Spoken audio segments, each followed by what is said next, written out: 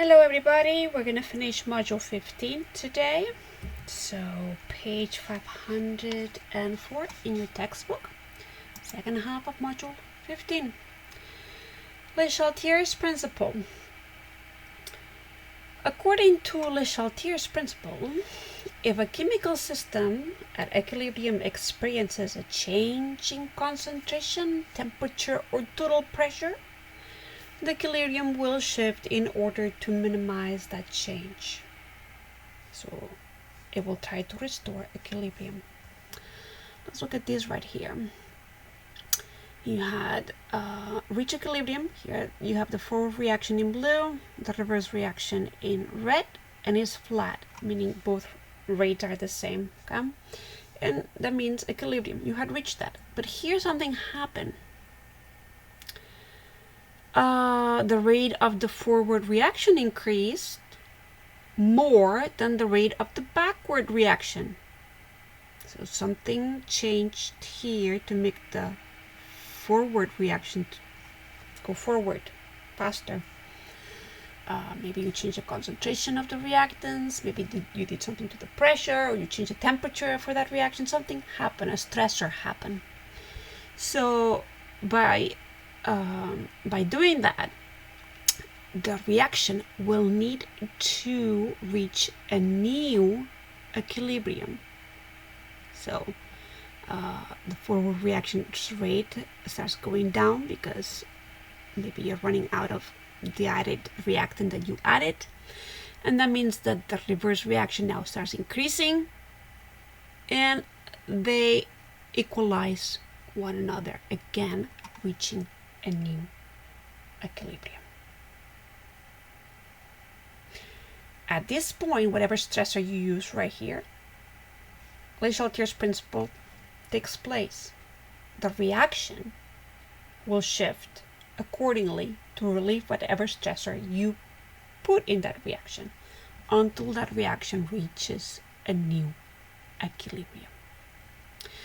When we are learning about reaching this new equilibrium, again, we are going to ignore solids and liquids. And don't worry too much right now because we're going to, in more detail, we're going to go over each one of these stressors and what's going on and why the reaction shifts. Okay?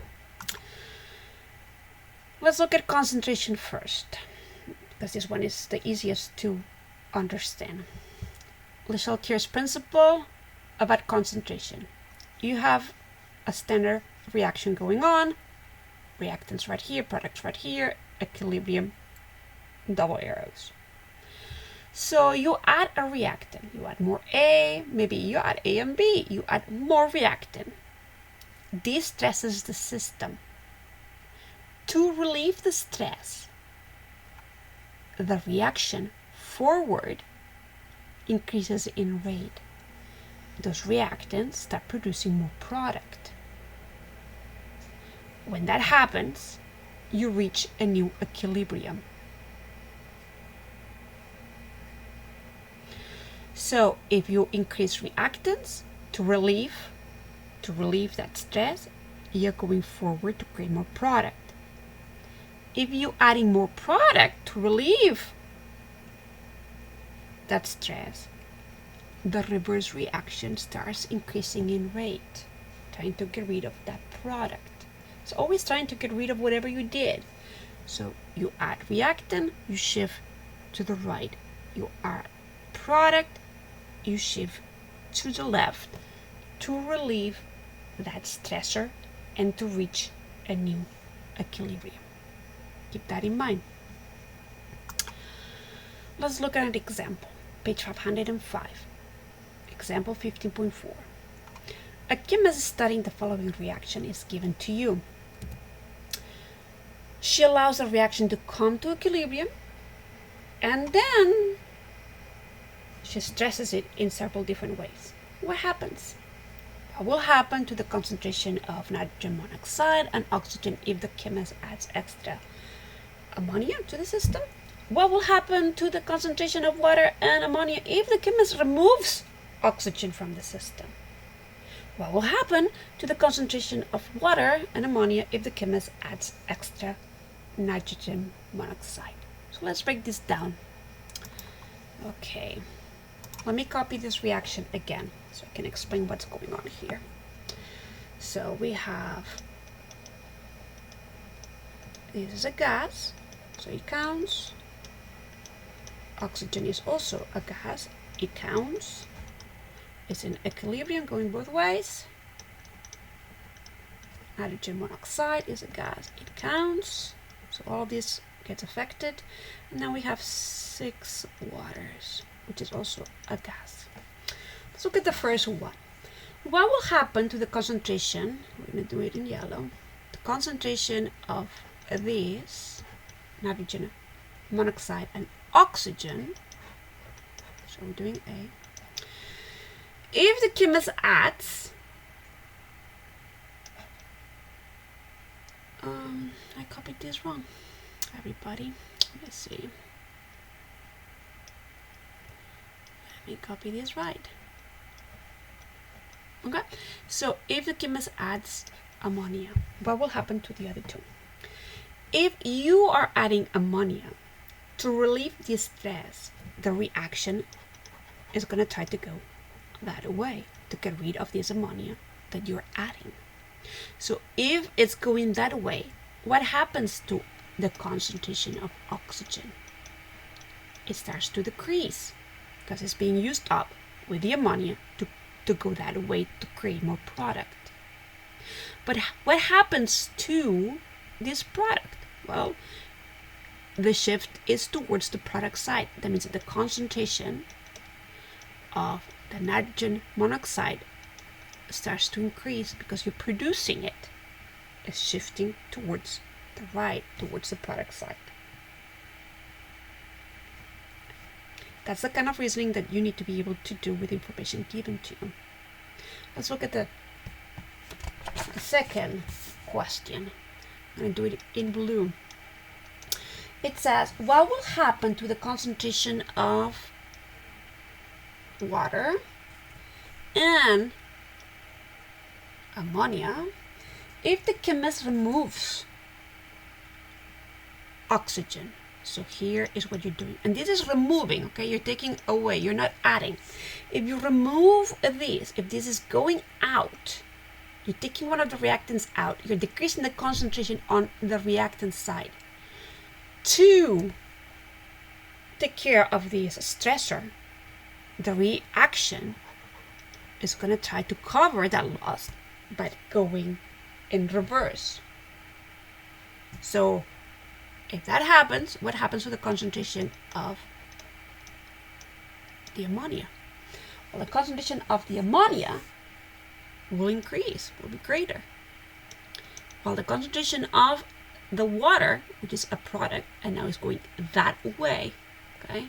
The concentration of the water will decrease. The Sheltier says, the principle says, that reaction will do the opposite of what you do to it to reach a new equilibrium. So if you take oxygen away, you need to cover that loss by reversing.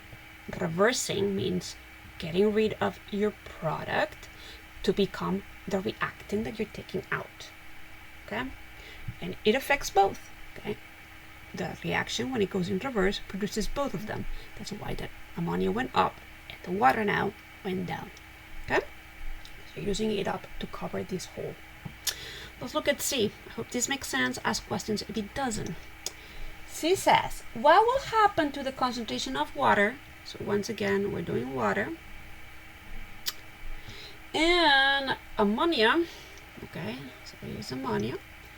If the chemist adds extra, so this is now increasing. Okay? This is going up. You're increasing this. This is a stressor. If you increase here, the reaction will try to get rid of this increase. By doing what? The reverse reaction. You will take it away. So once again, your ammonia will increase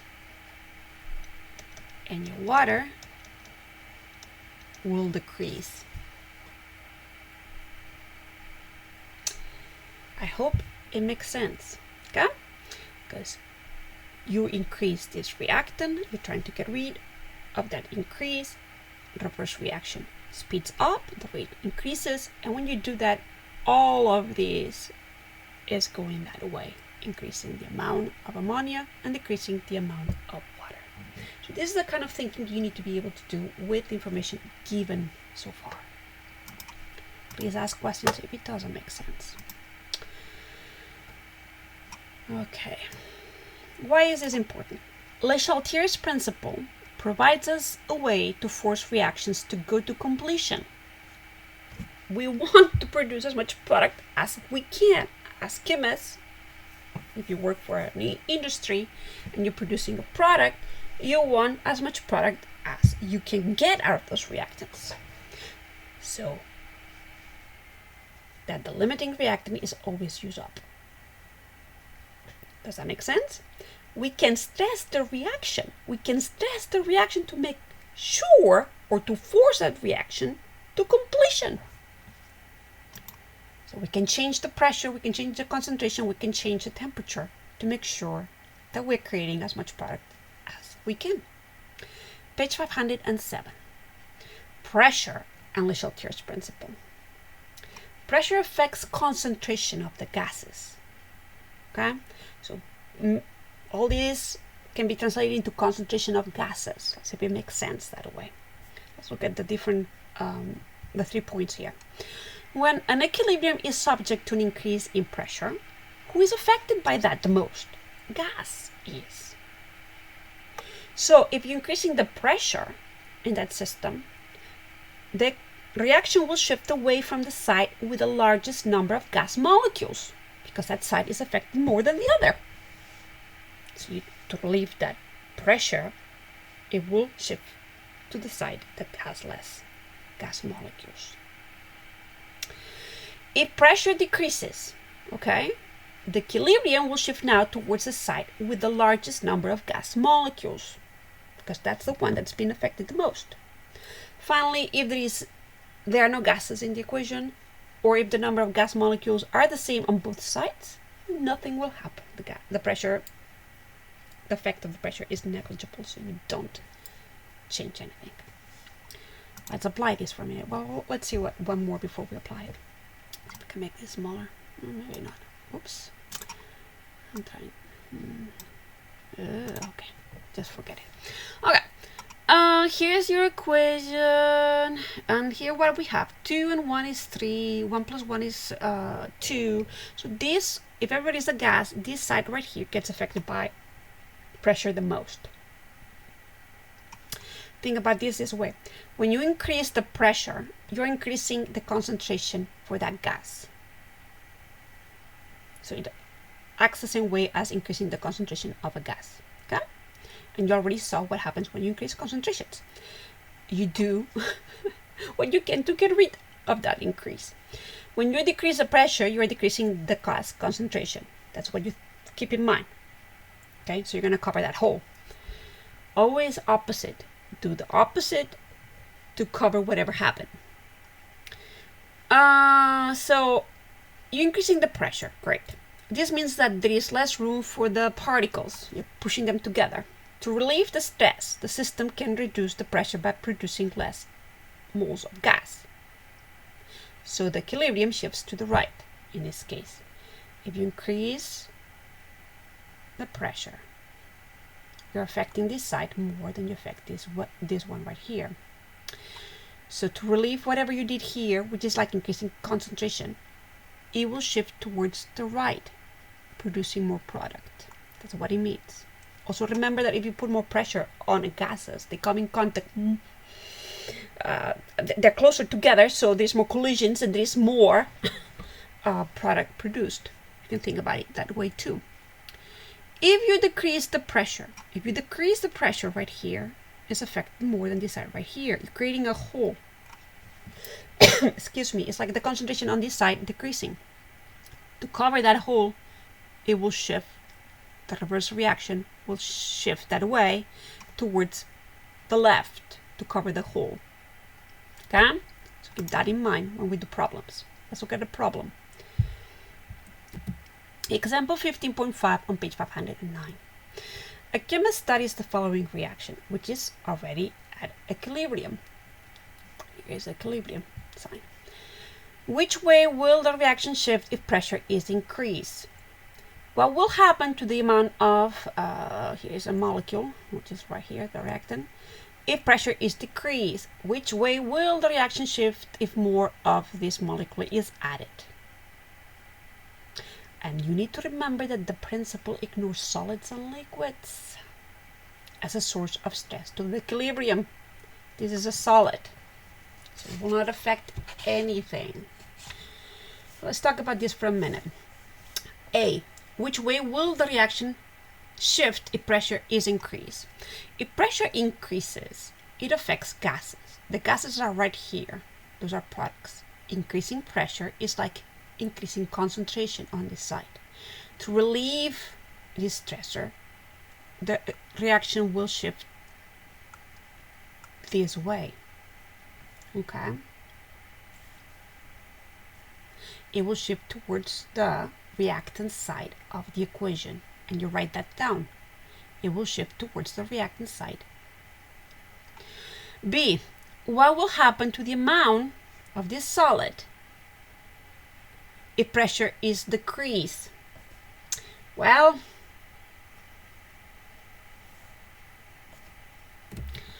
this is a tricky one, because if you decrease, it's like creating a hole here. Decreasing affects this side. It's like having concentration go down. So it's gonna try to shift this way. It's gonna shift this way to cover that hole. So the amount of this solid will decrease, but the concentration, because it's a solid, did not change. The amount does. So you have to write that down. That's the way they want you to put this down. Explain everything. C, which way will the reaction shift if more of this solid is added? There's no shifts here because this is a solid. So no changes. That's what you're going to have to write. Will not shift.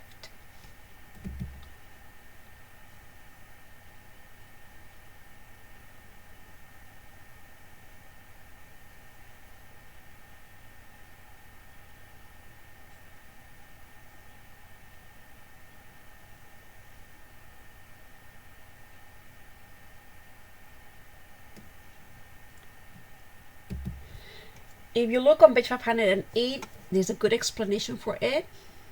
So it says, remember the amount of solid or liquid can change as a result of the shift in an equilibrium. So that's B, what happened in B. Remember that the amount can change for that solid or liquid, but the concentration of the solid or liquid does not change, which is what we saw in B. Thus, changing the amount of a solid or liquid in a chemical equilibrium, they don't participate in the equilibrium, does not change the concentration, and thus cannot stress the equilibrium because it does not participate in the equation for equilibrium. It's not there. Okay, so disregard to solids, no shift, and you leave it like that. Temperature now. Page 510. So we saw concentration and we saw pressure, and now we're going to look at temperature. When temperature is raised, an equilibrium will shift away from the side of the equilibrium that contains energy. Remember that energy can be a reactant or a product, exothermic or endothermic. So we're going to look at that. And when temperature is lowered, the reaction will shift towards the side that contains energy. Let's look at this for a minute. Okay, one more example before we see the example. This is your reaction. The heat is right here, so this is exothermic because you have it on the product side. It's a product. So if you increase the temperature, you're increasing a reactant because this is a reactant. We'll already learn that this principle says that the shift has to be to minimize what you have done, to get rid of what you have done.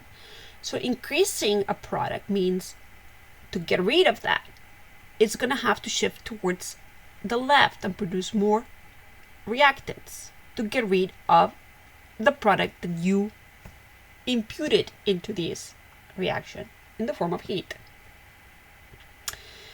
So it's like adding a product to relieve the stress. The system can reduce the heat by producing more reactants, and then the equilibrium shifts to the left. What if you decrease that heat? Decreasing heat is decreasing a product. You're taking it away. To cover this hole that you are creating here, the reaction goes to the right. You're decreasing the reactants, you're increasing all the products. So always inverse of what you're doing. The Saltier's principle, now you have here an endothermic reaction. So endothermic means now that the heat is a reactant. That's what it means to be endothermic. So once again, if you're increasing the temperature, it's increasing a reactant. To get rid of that reactant, you're shifting to the right. If you're decreasing the temperature, if this is going away, to cover the hole, you are shifting to the left. Just like we have been learning. You're going to do several experiments this week. The first one is experiment 15.2, page 510. How temperature and the Le Chantel's principle are related to one another. So you're going to see how temperature affects reactions. I'm going to cover these when we have our Zoom meeting. I don't want to go over the results right this minute. You can have it right here and study it, but I want to talk about it once you have done the experiment. Here is a little bit of a summary for what we have talked. So let's go over it very quickly. These are the stresses that you can give a reaction, how the reaction is going to shift, and why it makes that shift. So if the stress is increased concentration of a substance, the shift is always going to be away from that substance. The extra concentration needs to be used up. That makes sense. If you decrease the concentration of a substance, then the shift is going to be towards the substance you're trying to cover, that hole you're creating. You need to produce more of the substance to make up for what you removed. Increase pressure of a system. If you increase the pressure, increasing on the side that has the most gas, so you are shifting towards where there is fewer molecules of gas. For gas, pressure increase is like volume increase. Decrease pressure of the system. Well, now you have decreased the amount of pressure. Who is being affected? Again, the one that has the side that has the most gas.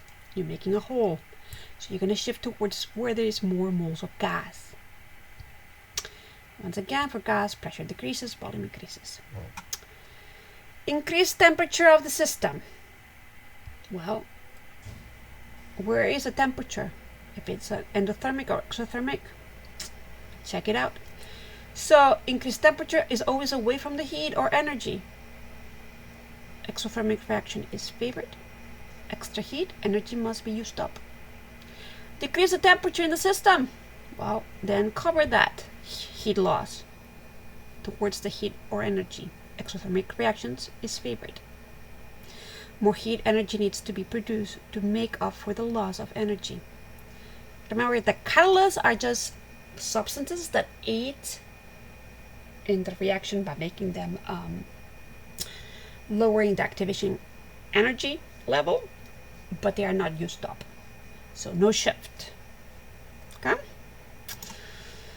Let's look at an example now. Page 512 plus, example 15.6. They give you an equation. They give you energy. It's negative. So back to what we have learned before. What does it mean to be negative? This means that it's exothermic. That's what it means. So here we have the questions they ask you. If the reaction has already reached equilibrium, what will happen to the concentration of each substance when the temperature is raised? What will happen to the concentration of each substance if the temperature is lowered? So remember that this is exothermic. If it's exothermic, that means that it's a product. You're adding it here to the product side. So what will happen to the concentration of each substance when the temperature is raised? If you raise the temperature, you're increasing a reactant. To get rid of this increase, the reaction will shift towards the left. So this increases, and this decreases. Okay? B. What will happen to the concentration of each substance if the temperature is lowered? So your temperature is here, is a reactant, it's exothermic. Now it decreases. You're creating a hole here to cover that loss in energy. The reaction shifts towards the right. So what happens here? This decreases, and this increases. So write it down in words, and you're done. Extra practice problems 5 and 6. And then I'll give you the, see if I can give you the information, or we have to go through. I think these are thinking problems, so probably I'm going to just go through them. Let's go to the board here. So 5, on page 583 in your textbook. Consider the following reaction that has reached equilibrium. So let me write the equation 2. I don't like this. I like to start with white. So 2 ammonia. Oh, I'm not copying it this right. It's a gas. Equilibrium, nitrogen, and hydrogen gas. And then they say that you have a positive amount of energy. Being positive means that you're endothermic. Being endothermic means that this energy is on the side of the reactants. So now that we have placed the energy where it belongs, let's look at the questions. A. Oh my goodness, today I'm having problems with my pen. A. What will happen to the concentration of hydrogen if the temperature is raised? Okay, so this right here is going up, okay? And they want to know what's going on with hydrogen if that happens. If this is going up, the reaction will shift towards the right to relieve that increase in temperature here. So what happens? This also increases. Okay, so the first one is done. Always, always, always try to see how you get rid of what you just did. B. Let's B. Let's read it. What will happen to the concentration of ammonia if the pressure is raised? Okay, pressure means look at the gases. We have 2 moles here, and we have 4 moles here. That means that this side right here is affected by pressure more than this side right here. If you increase the pressure, you're increasing pressure here. To get rid of the pressure, the reaction does the opposite. Okay, great. So what happens if the reaction is going that way to this concentration? Well, it increases. I hope everybody sees that. Now, C. What will happen to the concentration of nitrogen if the concentration of this concentration is going down? Okay, if this is going down, this is disappearing to cover this hole. What does the reaction do? It's going that way. So the concentration of nitrogen goes down. Always the opposite. Cover whatever you're doing. And this concludes this extra practice problem. The other one I want you to do, let's see, what did I say? 6, okay. 6. Let me copy the, so we're doing 6, extra practice problems number 6. Let me copy the reaction. Carbon monoxide is a gas. Equilibrium. Carbon dioxide is a gas. And carbon is a solid. Okay, and they give you a temperature that is negative. That means that is a product. So it goes here 172.5 kilojoules. This is exothermic. Negative number means exothermic. Let's look at each one of the questions now. A. What will happen to the concentration of carbon monoxide if the temperature is raised? So the temperature here now is going up. This is going up. The reaction wants to get rid of this up. To get rid of this up, it will go this way, to the left. So the concentration of carbon monoxide will go up because you're going this way, creating more carbon monoxide. Everybody sees that? Please do ask questions if this doesn't make sense. And I should have been putting concentration signs, okay? But that means concentration. You are going to write it in words. B. So B, let me pick up blue. B. What will happen to the concentration of carbon monoxide if the pressure is raised? So now is the pressure going up. Pressure affects gases, and whichever side has the most gases is the one that's more affected. We have a gas here, we have 1 mole of that here, and we have 2 here. So this area right here, the reactant side, is more affected by this change in pressure than the other one. You increase the pressure. The pressure is going up. To relieve this pressure increase, you're going to go that way. So what happens to the concentration of carbon monoxide? Well, it will go down. That's what's going on. It will go down to relieve the pressure. Let's do it. C. What will happen to the concentration, once again, we're doing concentration of carbon monoxide, if more carbon is added? So you're adding carbon, it's going up, it's a solid. So you need to notice that this was a solid. So does not shift is your answer.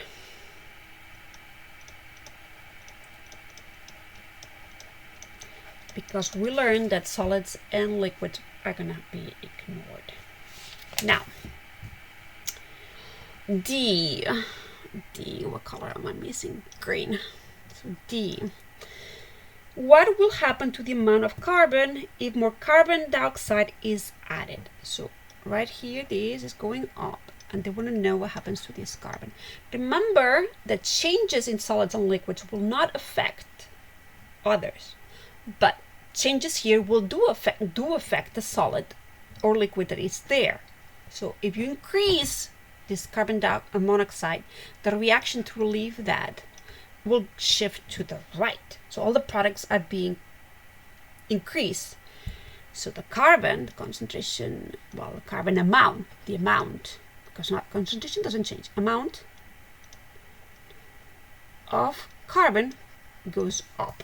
And that's the way you're going to have to write it down, okay? The amount of carbon goes up. This is an ugly arrow, but this means up, okay?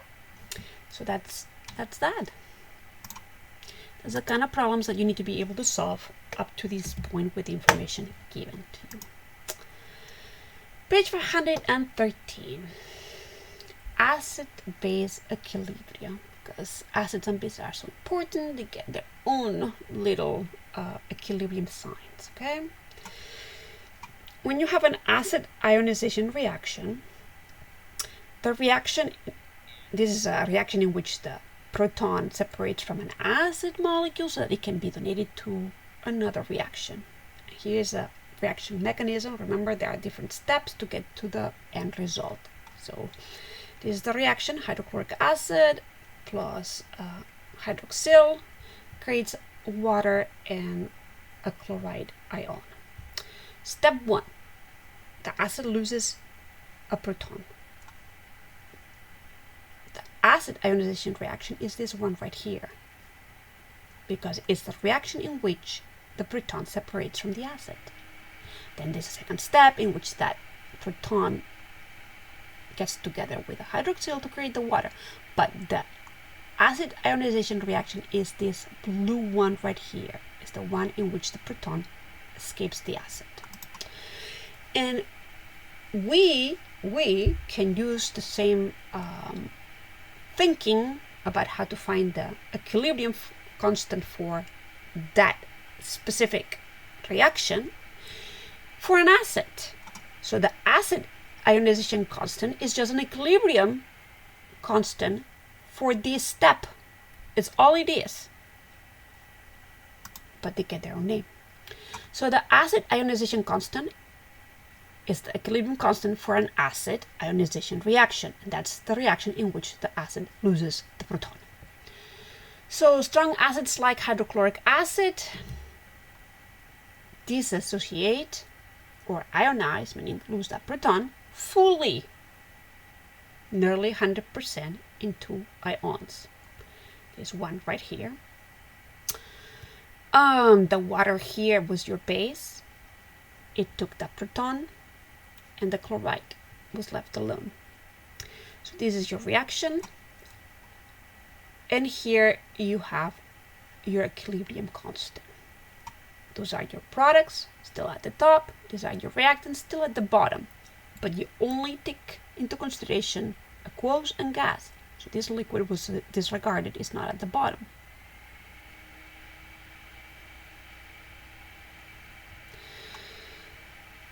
This only happens for strong acids. Hydrochloric acids, I mean, here's a whole list. Just look at this: sulfuric acid, nitric acid, bromic acid, and so on. So you have your acids right here. For strong acids, this constant is going to be a large value. And what does it mean to have a large value? It means that your product at the top is really large, meaning create a lot of product. There was a lot of the acid losing that hydrogen to create the product. That's what it means. Page 515.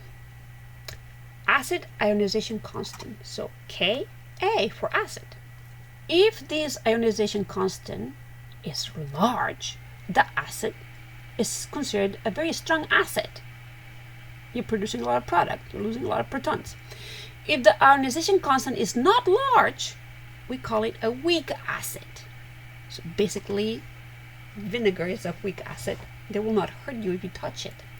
Strong acids can make holes in your skin. Okay? In general, the larger the ionization constant, the stronger the acid, because you produce more product, meaning you lose more protons. We can also do the same thing for bases. So you can calculate a base ionization constant, Kb. So given a base, here this is going to act as this water is going to act as an acid. You can calculate the equilibrium constant for that base. You have your products right here and your base at the bottom. So the base creates a lot of these hydroxyl ions to take all those protons that the acid lets go off. So if this Kb is very, very large, if it's large, what does it mean? It means that you have a lot of product. You're creating a lot of these hydroxyl ions. You're a strong base. If your Kb is small, you have a weak base. And remember that bases and acids that are strong are dangerous for people, okay? For any living thing. Let's apply these.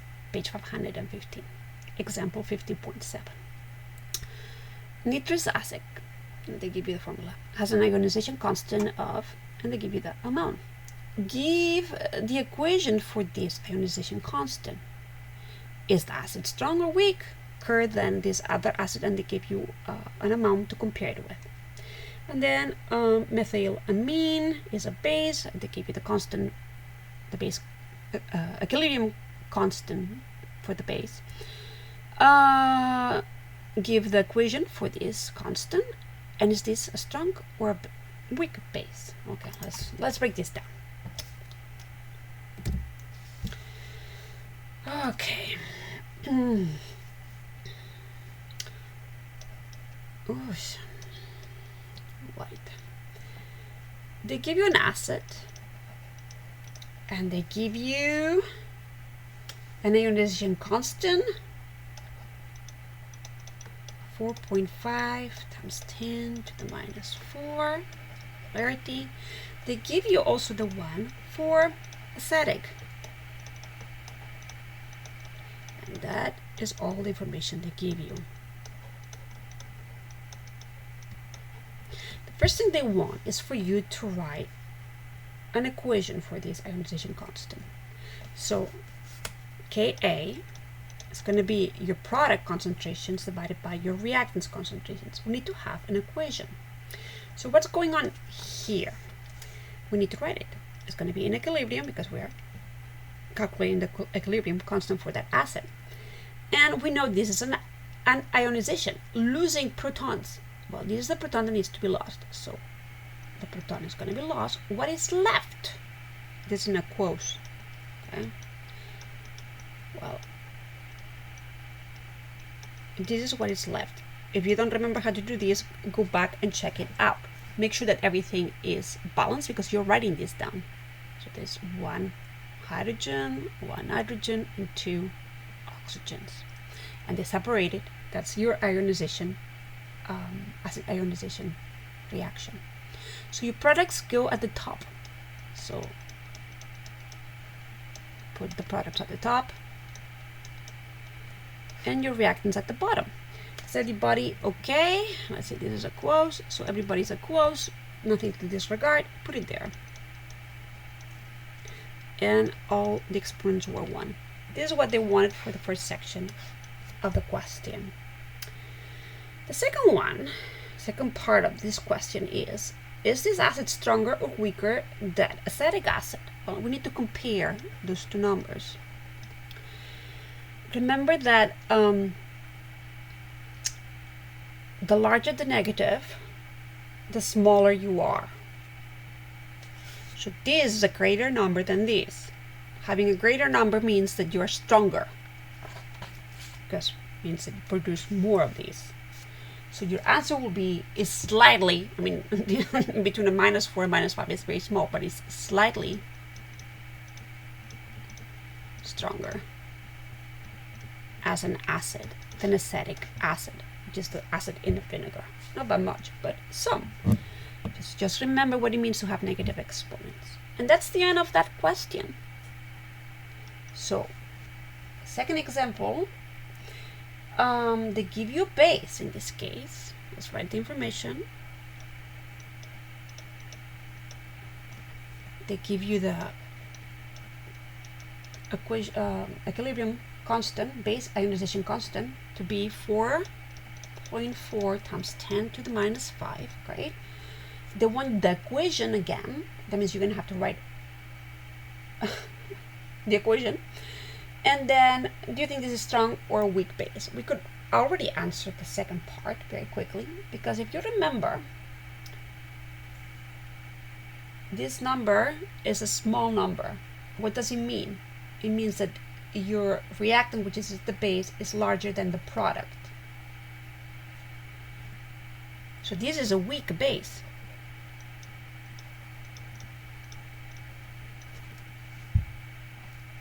Because you're not producing a lot of OH, negative hydroxyl ions. We'll see this in a minute. Okay, Kb. What is that? We need to write the reaction here. This is in a quote. We're going to use water. That's what they give us in the example before. And you're producing hydroxyl, which is what you are calculating. This is what makes a base strong or not. How much of this you produce. Aqueous. Plus whatever is left. What is left is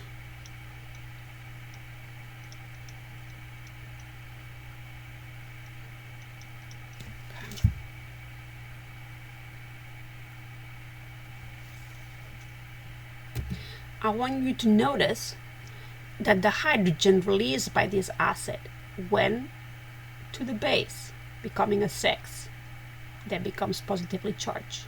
What's left of the water is this hydroxyl. So now we can write an equation for these. And I would like for a minute, let me go back here. I want you to notice that that's how we calculated before. This example right here, you add the base and water together to come up with the equation. So use these to solve your problems. Oops. Okay.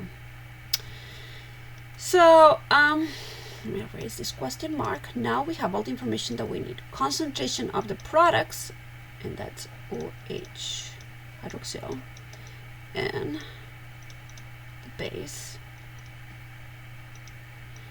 And everything is right. This is also of course.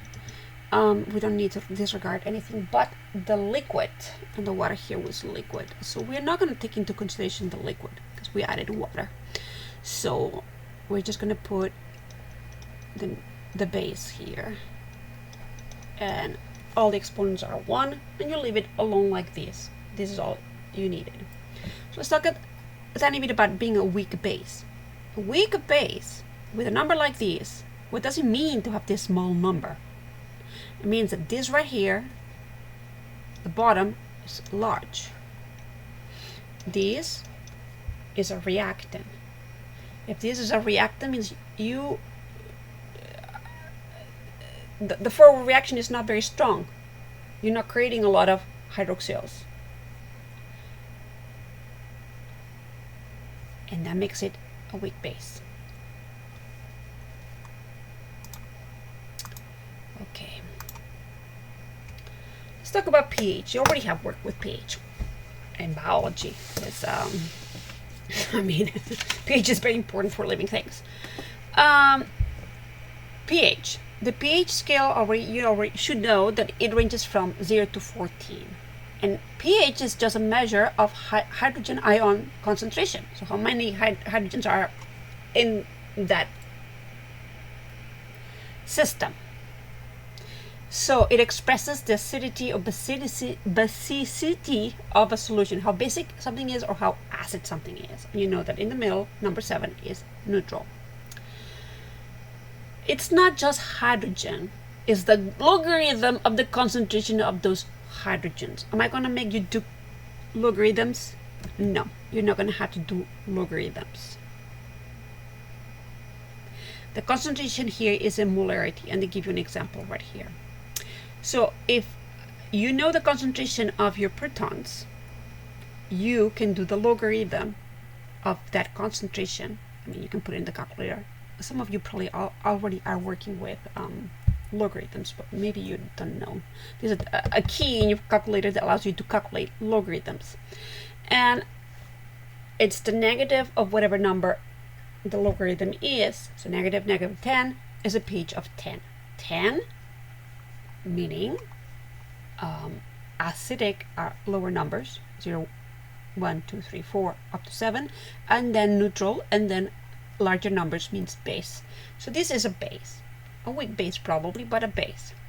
Here's another example. They give you the concentration of the protons, you take the logarithm of the number, and now you have 4.74. Anything lower than 7 is going to be an acid. Do you need to know how to do this? No, you don't. Okay, you just need to know that it is a way of measuring concentration of the protons in that solution, but it's the logarithm of that concentration. It's not just the concentration. The pH scale. The pH scale, you don't need to know examples for each one of the pHs. You don't need to know that. This is just for you to understand what it is. Water, if it's not polluted, has a pH of 7, meaning it's neutral. Milk is a tiny bit acidic. Coffee, more acidic. Tomato, more acidic. Vinegar, more acidic. Lemon, more acidic. And then the stomach acid in your belly is really acidic. And a battery acid is extremely acidic, makes holes in your skin. So as you can see, to increase acidity, the number gets smaller. That's what you need to remember. Acidity, the smaller the number, the more acidic something is. Opposite for bases. So baking soda, which we use for cooking, stomach tablets, because we are trying to cancel the acid in our stomach, ammonia solution, soap that we bathe with, bleach, and dry cleaner. Okay, those are examples of different basicity. That's a word that is very hard to say for me. How basic something is. So the larger the number after 7, the more basic a substance is, and that's what you need to remember. Okay. Things to know about the pH scale. pH stands for potential of hydrogen and measures the overall acidity of a solution, how acidic or basic something is, and is a logarithm of the concentration of protons. So solutions with a pH between 0 and 1.9 are strongly acidic. Solutions with pHs between 2 and 6.9 are weakly acidic. 7 is neutral, and now you have basic. Solutions with pHs between 7 and 7.1 and 12 are weakly basic, and between 12.1 and 14 are strongly basic. And you need to know this because they're going to ask you questions like, is this a strong acid? Is this a weak acid? Is this a weakly? Which one of the two is more basic? You know, they're going to ask you questions like these. This is also important. For every 1 unit change of pH, there is a 10-fold change in the acidity of the solution. So if you know how acid something is at 2, and they say now it's at 3, it has been increased by 10, multiplied by 10 for every unit that changes in the pH. So you need to know that. You'll see in a minute. Let's look at examples of problems that you're going to have to solve this week. A solution with a pH of 3 is 10 times more acidic than a solution with a pH of 4. Yeah? Because as you go this way, it becomes more acidic. So you jump from 4 to 3, becoming more acidic. By how much? 10 times more. And it's 100 times more acidic than a solution with a pH of 5.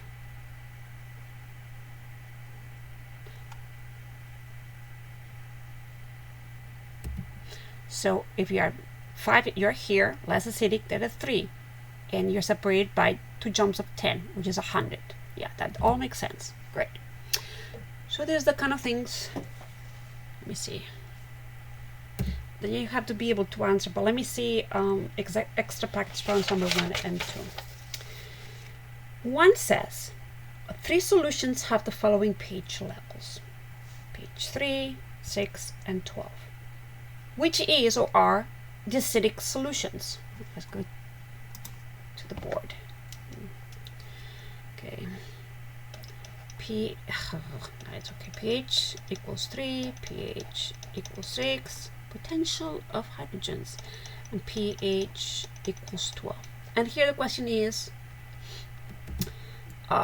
which are the acidic solutions? You need to remember this. 7 and under are acidic. So those two right here are the acidic ones. 7 and up, 7.1 and up are bases. So that would answer that question. There's no more to it than that. A and B are the ones that are acidic. For number 2, says 3 acid solutions of equal concentrations have the following pH level. Well, A is pH 4, B is pH 6, and C is pH 1. And the question here is, which solution is made with the acid that has the largest ionization constant? What does it mean to have the largest ionization constant? It means to be the strongest acid. So of this, which is the strongest acid? Because all 3 of them are acids. They're all smaller than 7. But the one that's the strongest is the one with a lower number. And you need to know this. So please make sure that you understand how the pH scale works. Okay. The textbook this chapter ends with acid rain, page 517, and you can read it and understand it a tiny bit more. Here's just a summary. Rain is naturally acidic because the atmosphere has carbon dioxide, for example. So carbon dioxide plus the water becomes carbonic acid. And that's a weak acid, but it's acidic. The rain is acidic. It's a pH of 5.3. The problem is that pollution can change the pH because there are other gases that can combine with water, like sulfur dioxide or nitrogen dioxide, becoming acids that are stronger acids. And when that happens, the pH lowers from 5.3 to 3.2. And remember that every jump of 1, it increases the acidity by 10. So that is an increase of 100 times more acidic. The rain is 100 times more acidic than it should be. And living things require specific pH to be happy. So what are you doing? You're killing living things. Okay? Increasing the acid on in the rain that's falling. It's not good for living things. You can read all about it on page 517 plus in your textbook. Now remember that we could have done the same thing for potential of hydroxyl ions. It's the same thing. It's the negative logarithm of that concentration. So it's exactly the same thing. And I don't remember why I put this in here. Maybe just for information, or maybe there's a question about this. But it's the same. If you don't know how to do logarithms, I'm not going to be asking you to do that. But it works exactly the same way. That concludes Module 15. Read your textbook, add to the notes, review examples, work through them on your own, correct them as you go. Study for the quiz. There are several labs, so do them. Review questions, self-correct. Practice problems by using first answer key and then the solutions manual. See you Friday. Bye-bye.